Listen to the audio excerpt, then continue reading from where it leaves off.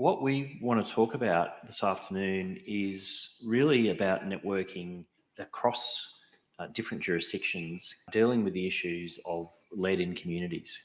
And I guess it's really kicked off with a bit of a road trip that Sophie got to go on to British Columbia and some other jurisdictions, as I recall. I just went to British Columbia, but some people in my team also travelled to Broken Hill and Mount Isa this year. And so that's really been the start of getting this group together. I guess before we kick off any further, perhaps a recap on why lead is important. Perhaps, Peter, you might like to kick off from your perspective. Sure. I mean, lead is a heavy metal. It's a neurotoxin. It affects the development of the young brain, so it's particularly a concern with young children, but it has a lot of other effects on people during their lifetimes. It doesn't have any use in the human body, but it does have significant impacts on children. It can cause anemia-like effects. It interferes with the body's absorption of calcium and can even mimic calcium. So as a child's growing, it can be taken up to the bones and therefore last in the body for a long time. So lead is a pollutant that's been well known over history, a long time. It's found in many different forms and many different sources, which we'll talk about some more, but it's particularly concerning with children because it's so easily absorbed by children. Thanks. And I guess it's in children that it's one of the most emotive issues we deal with when it's having that direct impact on children's development. But also, I guess more in adults, it's often in an occupational setting that you see the exposures more than with children. Then you have experience dealing with lead as well. What sort of health issues do you see in communities that you work with? I work on the Herculaneum lead smelter in Missouri. It's a site on the Mississippi River. It has a community, population about 4,000. While the plant is shut down now, but while they were operating, they had impacts to approximately something like, or at least they were studying like 200 children. Some of them had very high levels of lead in their systems. When they started doing a lot of their abatements, mostly fusion of lead dust, cleanup, and prevention, the lead levels went down. So that was a good kind of causation story. And now the site is under remediation, and it's a very valuable property because it's got a nice port on the Mississippi River. So it's being redeveloped, and there'll be businesses moving in there to replace the smelter that was once there. Obviously, the health issues, in terms of the interaction of lead with the human body is pretty much the same the world over. But is there specific issues for you, Claire, in tech with the sorts of exposure pathways that you're experiencing? I think Michelle's put up on the screen here the exposure pathways diagram that we have part of the Trail Area Health and Environment Program. And we find this a really helpful way to communicate with families around the different ways that children can be exposed to lead in the community. I think as you can see here, it's multiple different sources and then different ways that the lead can go from those sources and interact with a child. The predominant pathway in many communities, including Trail, is inadvertent ingestion of lead in dust and in soil. So that's what we kind of communicate with our families, and our primary prevention messaging is targeted around that. And I guess one of the things that differs potentially with sites, particularly whether they're around active mining or smelting or a legacy site, is the degree to which airborne emissions are a factor in that compared to more likely soil and dust from legacy. Then your site is a legacy site, right? It's no longer operating? It's a legacy site. The last 2 years they were operating, they were doing quite a bit of cleaning the streets and cleaning the vehicles because they had to transport the ore through the town into the smelter. They were kind of tracking lead dust. They took steps to wash the trucks and manage to reduce the emissions somewhat. The site had operated for 100 years, something like that. In fact, they even made the bullets for the Napoleon's army at one point. All the lead that was shot by Napoleon came from the Herculaneum site in the US. It's an unusual claim to fame. And Claire, your site's still operating, and as I understand it, is focused on air emissions, both stack and fugitive. Is that right? Yeah, I can speak a little bit more to the site and the setting, and yeah, what we focus on at the moment around reducing exposure.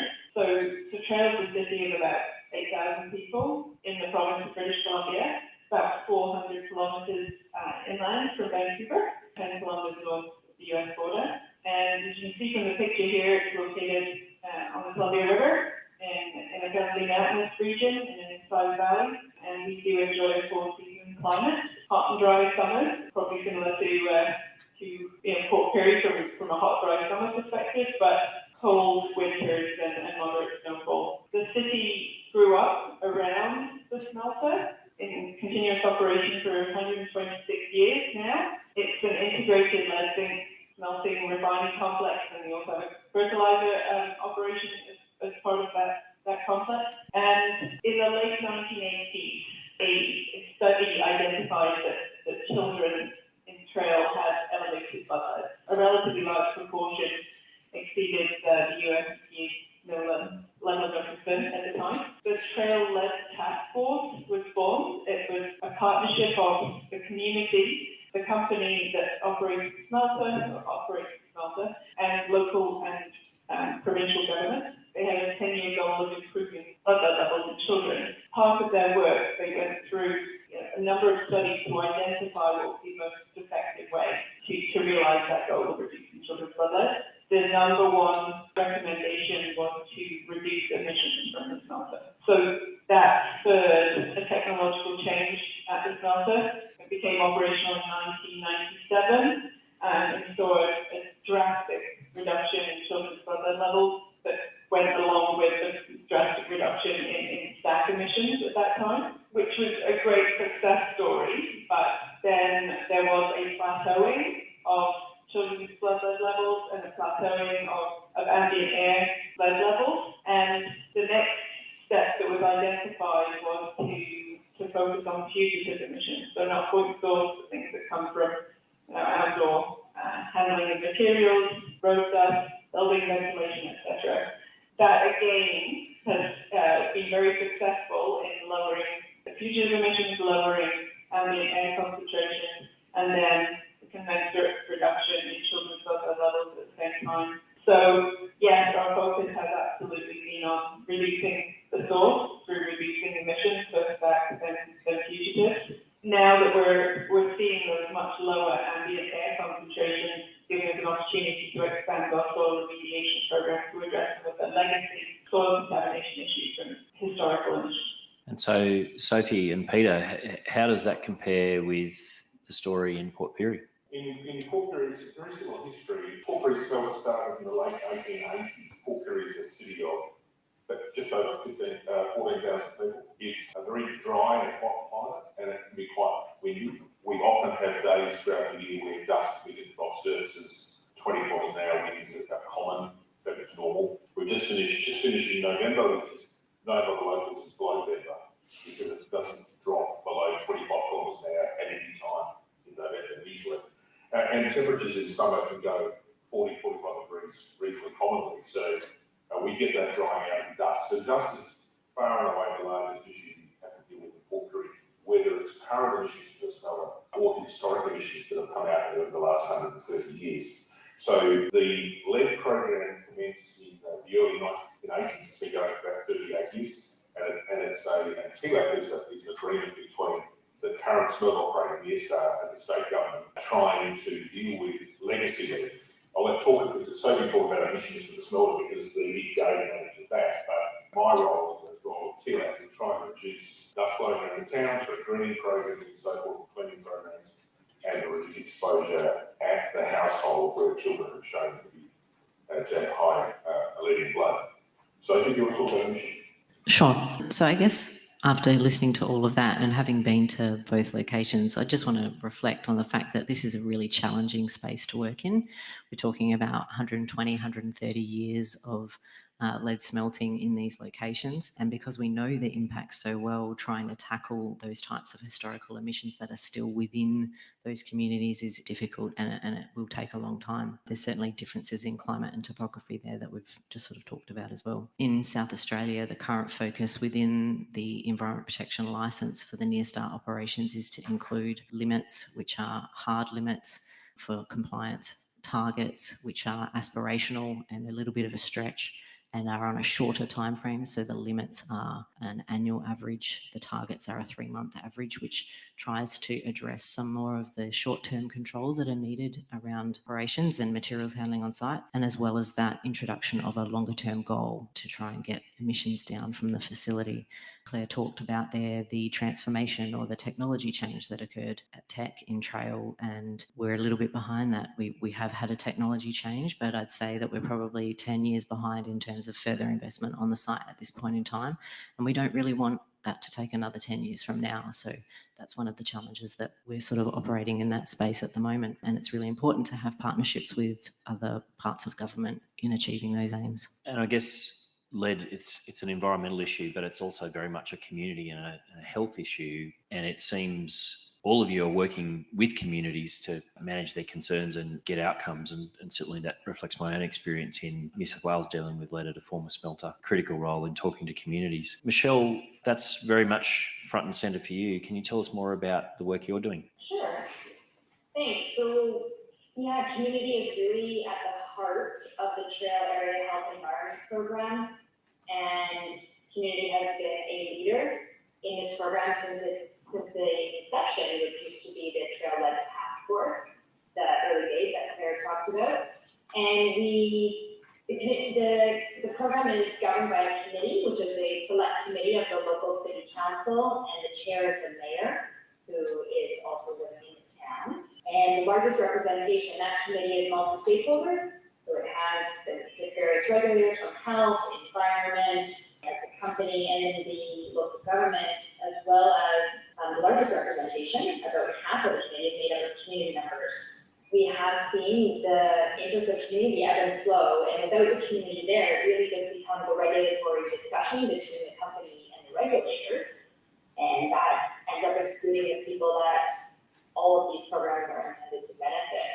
So we really encourage community to be involved, and have found that it's been really beneficial to make sure that our messaging is clear and it's acceptable for public communications. We make sure that programs are relevant to families and people on the ground. Is super helpful to get support in the public, which leads to higher participation rates in programs, many of which are voluntary, and generally speaking, lead in the community can be very stigmatizing, and our engagement with the community has really led to more of a success story than anything else. That said, it hasn't always been easy, so community participation has at times been great, but I understand that we have many regulators in the room, so I guess some words of caution have been that sometimes the community has felt disengaged, and sometimes in the last few years, or several years ago, we had some regulators that really felt the community was taking more for decision making than they actually were, but the perception was that they were. And the community felt that people from the outside were doing things to them rather than partnering with them. And this led to lots of disengagement and people dropping off our committee.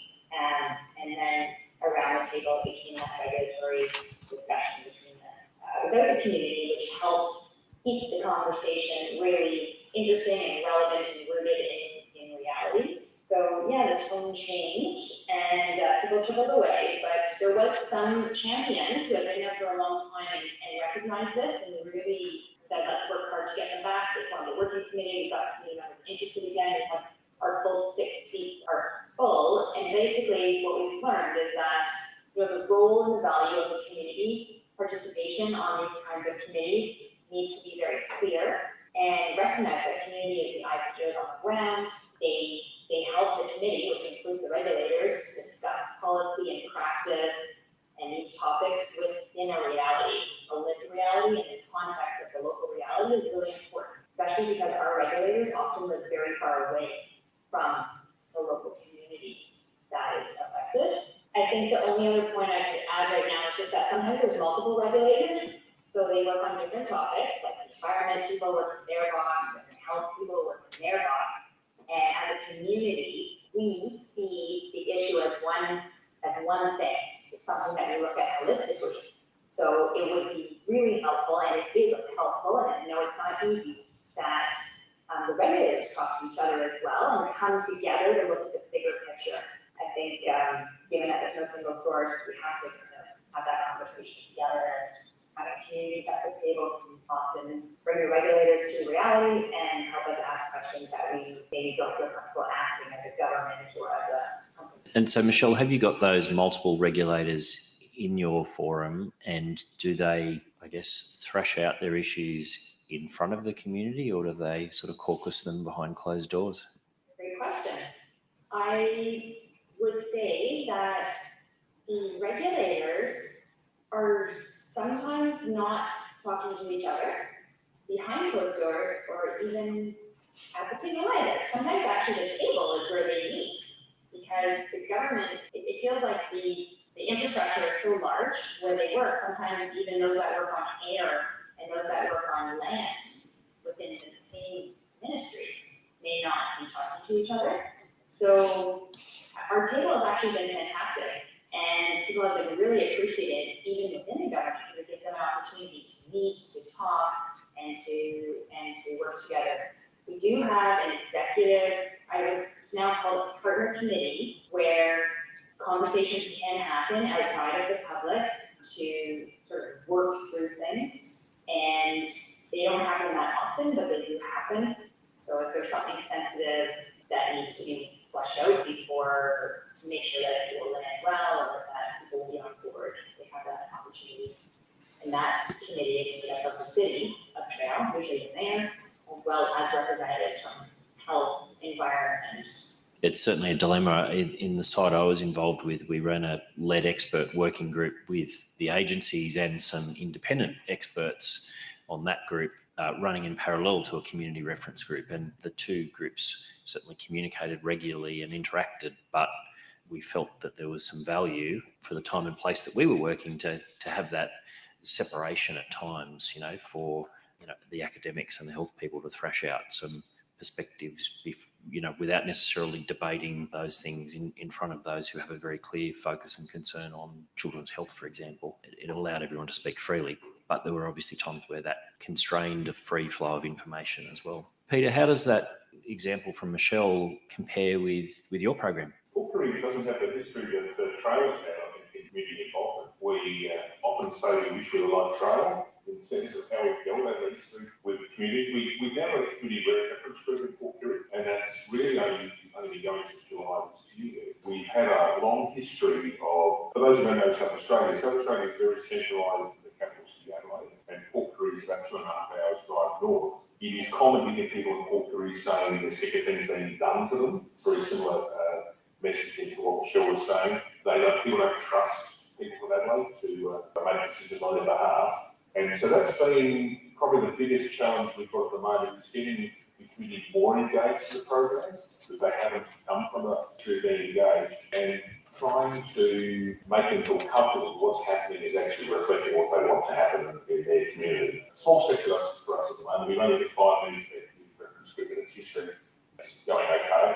The other issue, because of the centralisation of South Australia, is that many of the other services which would impact on the exposure of a child, for example, housing services or education services, the decisions are also made in Adelaide, not locally. So it's not just an issue about the community versus government, but it's also within government, the issue of the local housing manager needs to go to somebody in Adelaide to get approval to build another house, for instance. So we're working through in Porkery on 2 levels. One is to get the community more involved, engaged, and the second is to actually help local government agencies get more say in decisions that are made that affect the town. So it's quite an exercise at the moment. It's quite complicated from that point of view, but it's a very similar thought process.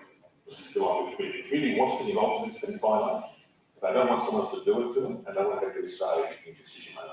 And we're still trying to get there. I get the impression, Van, in contrast, the work you're doing on your site is a bit more structured in terms of the engagement with community and industry. It is, and was. I mean, I think one of the big issues for the community there was the number of houses literally abutted the fence line, the smelter. And so EPA ended up buying something like 200 homes and placing alarms in the soil and many more. So I think the community probably felt that the prices they got for their houses was depressed because the stigma of lead. And keep in mind too, it was a very contentious regulatory relationship between the regulators and the company. We had multiple fines, regulatory actions. But towards the end of the operating life of the site, which the smelter I think closed down in like 2013, they're actually looking at new technologies, very drastic, or very different ones, electric way to process the lead instead of smelting. And they did some studies, and apparently that just, the economics of that just did not work out. But I think if it had, the company would still be there and making lead.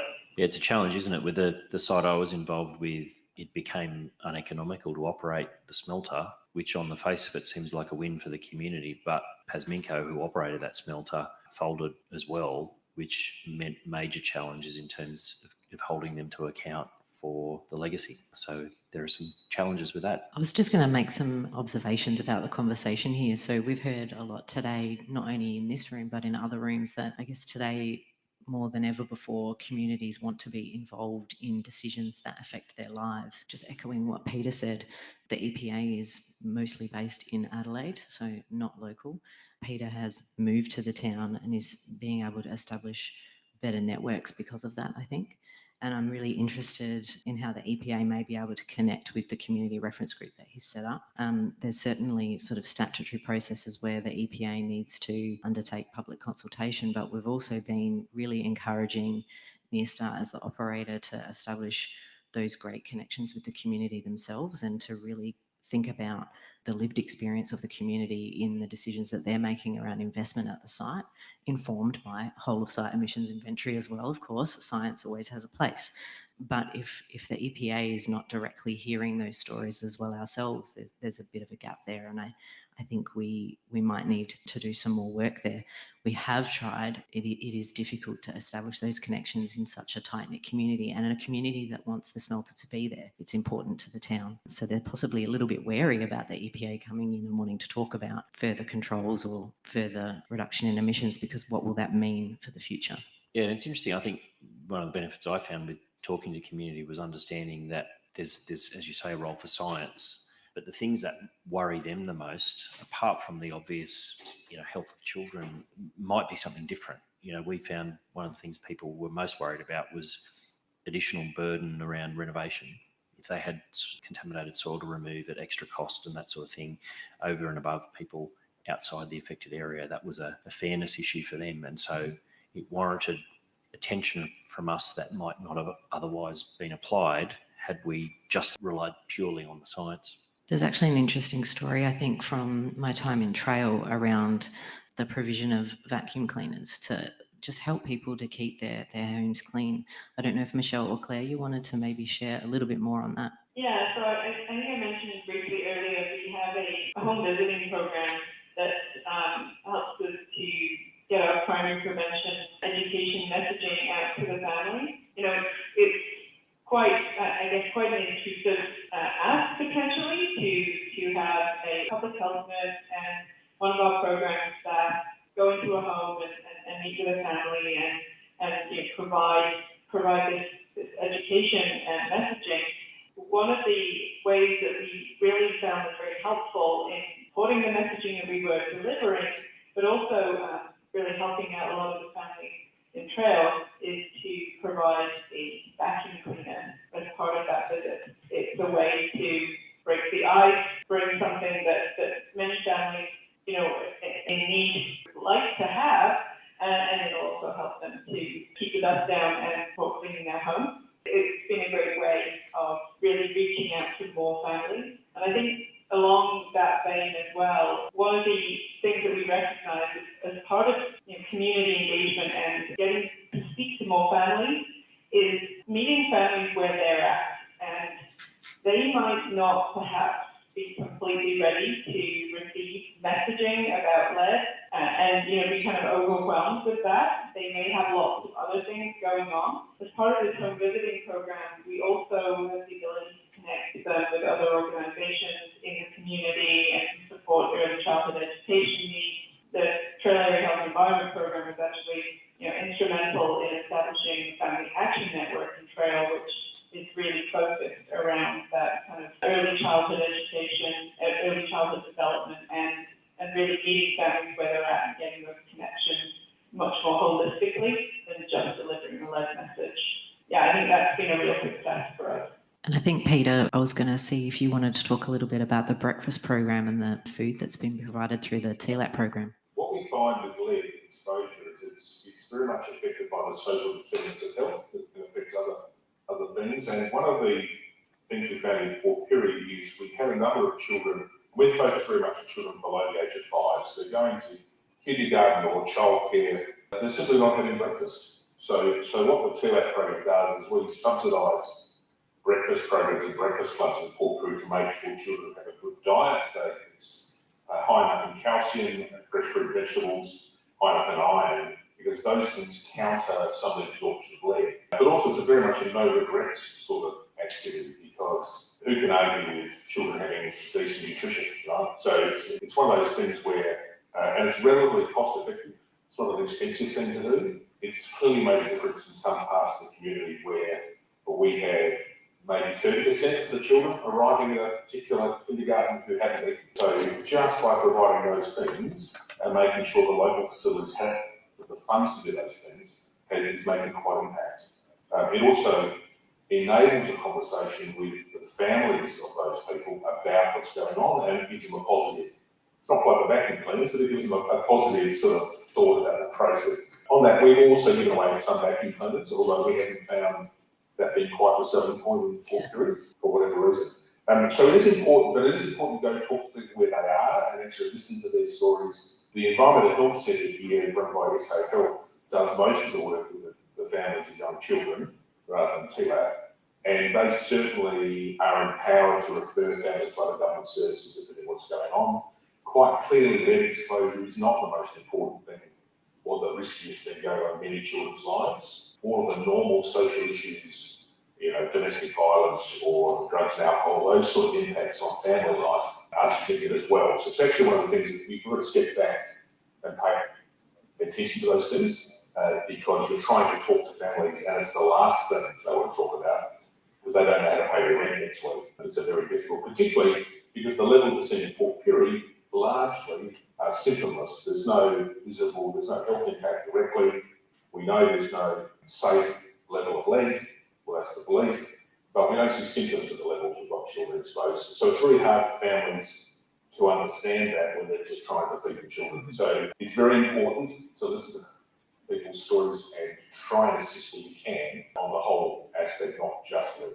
So there's obviously lots of benefit in collaborating between community and government and industry, but it's not always easy. What are some of the challenges that you guys are experiencing in those conversations? I can start. I just wanted to comment when Peter said they focus on the social determinants of health, to just echo that we have also done some literature review and studies of that over the last 10 years to try to embed it into our program, and the meaningful involvement of people in their own health decisions is a social determinant of health.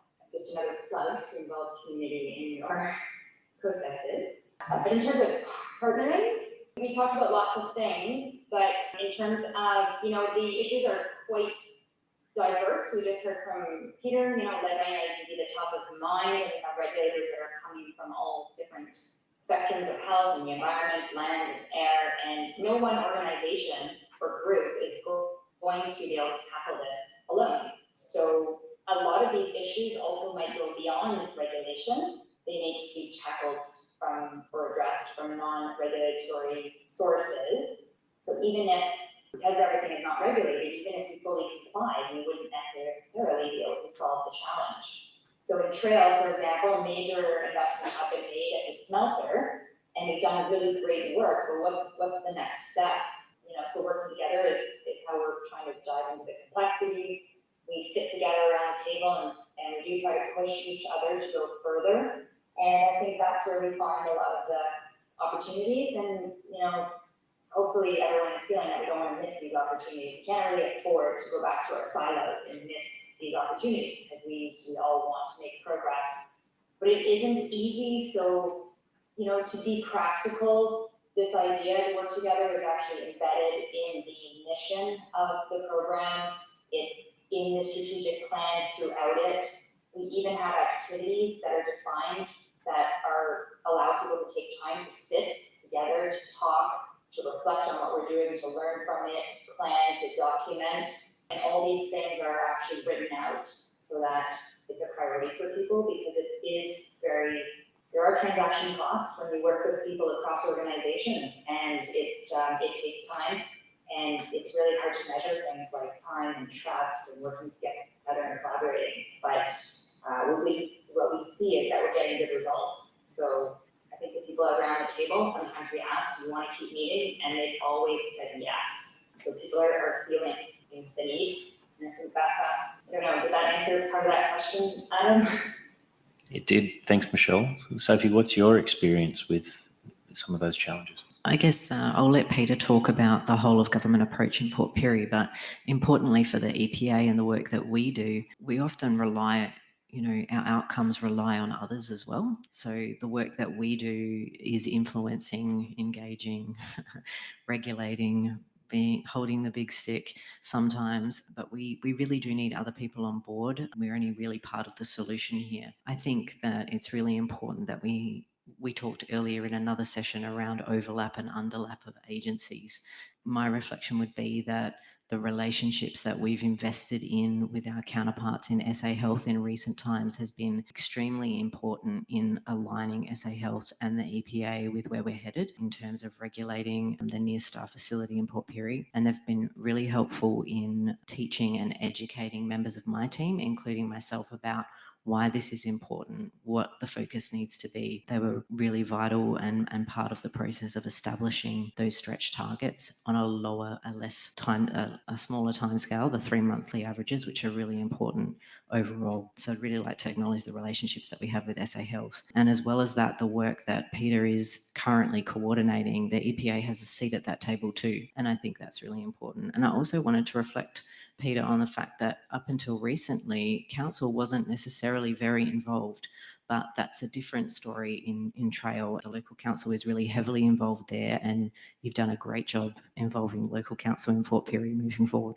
Thanks, Sophie. Yeah, so the program in Port Pirie has gone through quite a lot of change in the last 18 months to 2 years.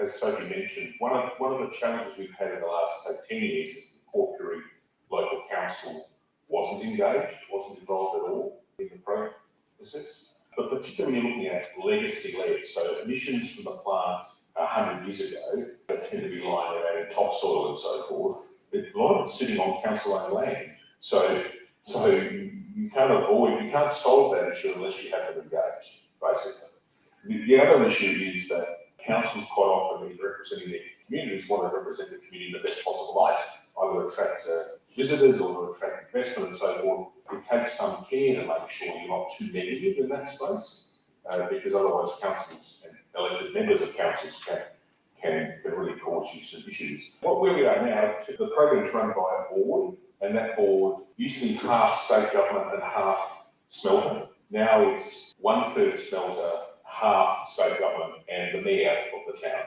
is now on that board. Board of the mayor chairs the community reference group at the request of the community. So they're heavily involved, but that's literally in the last 18 months. And we've already seen significant benefits to that. And when we're heading that way more to get the council more and more engaged in how do we do things. So at the moment, I'm going through an exercise with parts of government and also the council to add extra tree cover as we green through Port Pirie. We're spending, I think in this 12 months, $3 or $4 million on green to reduce dust. Obviously, the council is an interested amenity, not just lead and dust control. But without council agreement and involvement in those decisions, we wouldn't get very far at all. So it's been very important to get them more involved. In terms of how we're organising things There's really two things to look at. We have the emissions being regulated by EPA, but we have 100 years of emissions before the EPA existed. And we do have to do quite a bit of work to reduce some of the impacts. One thing is there's a shortage of housing in Port Pirie, particularly quality housing for families. It's a very tight rental market. And so public housing and social housing is extremely important. And so we've got people from the Housing Authority on a task force and implementation committee at the moment across government, along with health people, educators, EPA, various other groups. But to give you an idea of the effort right now, we're meeting weekly. So every Monday morning we have an hour and a half meeting talking about actions. And so things have really started ramping up in the last 6 months or so in terms of concerted effort across government. So we're moving forward quite well in Port Pirie at the moment. All of that requires Sophie to regulate the smelter, and the smelter reduces current emissions. Otherwise, as that process works, these other historic emissions and the other things do become more important. That's great. And just, I might, while we're going, add in some questions from the audience. In Port Pirie, is the Aboriginal community specifically engaged in your community reference group, Peter? Yes, so for those who know the Australian system, we've actually got a fairly new group. The Nukunut people are the traditional owners of the Port Pirie region. That native title determination only happened in mid-2019. We have, I think it's 200 or 300 Aboriginal people live in Port Pirie. Only one family from that group, though, can identify as Nukunut. And most Nukunut folk don't live in Port Pirie, and the elders don't live in Port Pirie, which is interesting. They actually live in Port Augusta and in the Barossa Valley, for those who know South Australia. We have about 4 groups of Aboriginal people from different traditional mobs who live in Port Pirie. And so one of the challenges has been representation of the community. I could engage, in fact, I initially asked the Nukunut elder to be part of their community reference group, and he agreed, but then he realised that actually that's not a very useful position to be in. So at the moment, there's a Dieri man Dieri is one of the Aboriginal groups in South Australia, and he is part of our community reference group. So yes, we've got community representatives of First Nations background directly on the community reference group and quite active. But it is a challenge, and it's something for regulators to think about in Australia. Depending where you are, there may be multiple groups, and it's not what you first think. There tends to be a tendency to think you're in an area which is traditional lands of a group.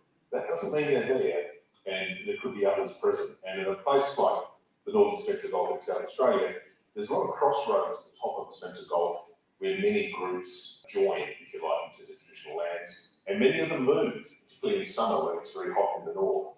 And the family groupings in Port Pirie swell quite substantially. We may have a 30% increase in the number of people in Port Pirie over summer from groups from the north. So you do have to talk to everybody about that and make sure you don't, well, very key not to offend anybody. People can be touchy with these things sometimes.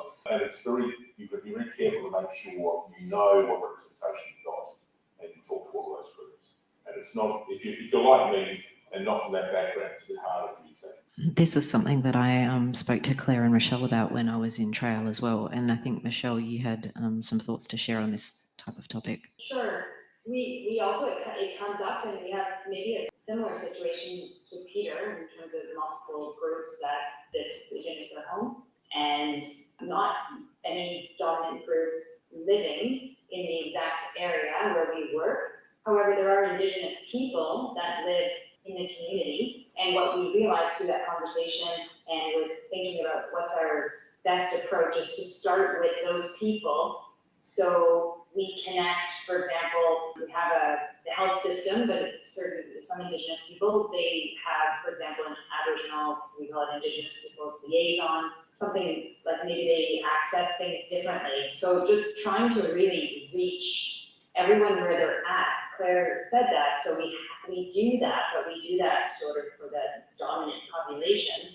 But how can we reach our Indigenous populations that may not be accessing the services in the same way as other populations? So that's where we are, and we've built some relationships over the last year. This is actually fairly recent, but made great relationships, especially sort of through the home visiting program in the early years and with some of the leaders in the community to make sure that we are providing access to everyone and not missing groups that we maybe were not aware of.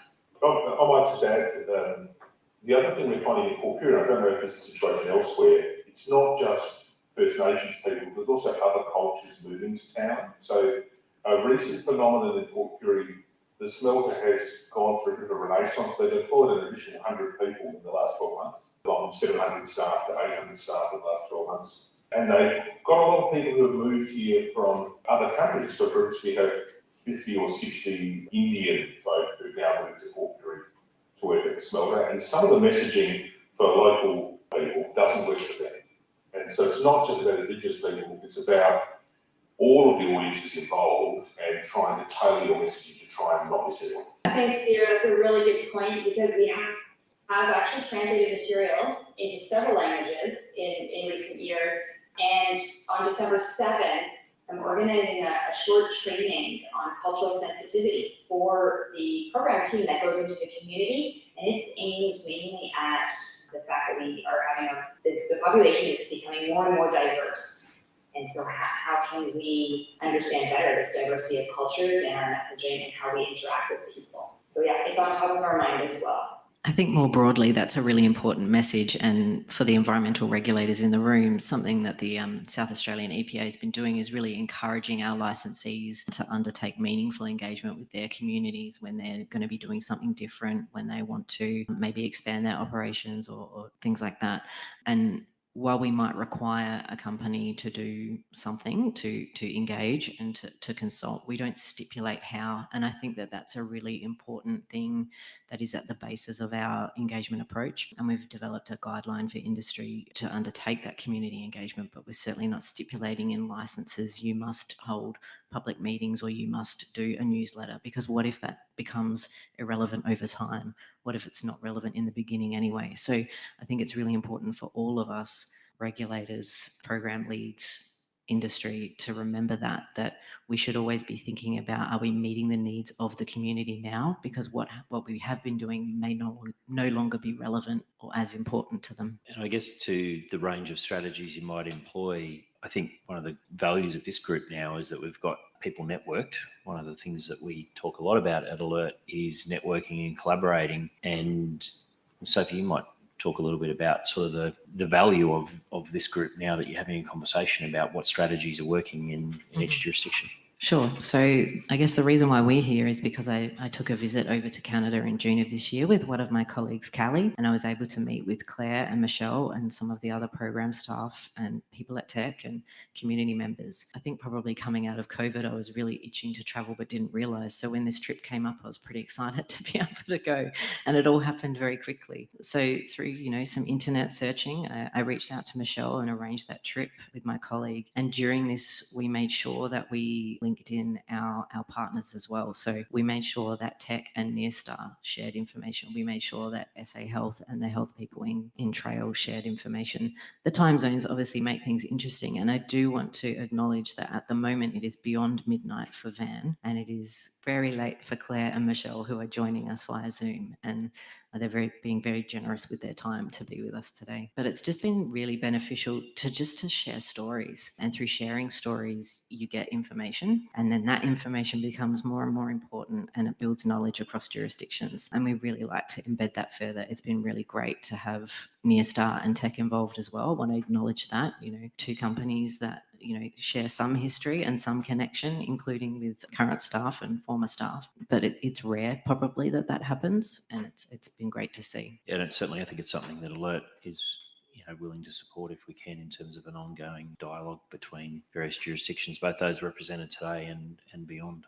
I mentioned earlier that some of my staff also travelled to Broken Hill in New South Wales and to Mount Isa in Queensland. And we'd really like to invite anybody else from other jurisdictions who has interest in this area to kind of join our community of practice. And we've included a QR code there where you can get in contact.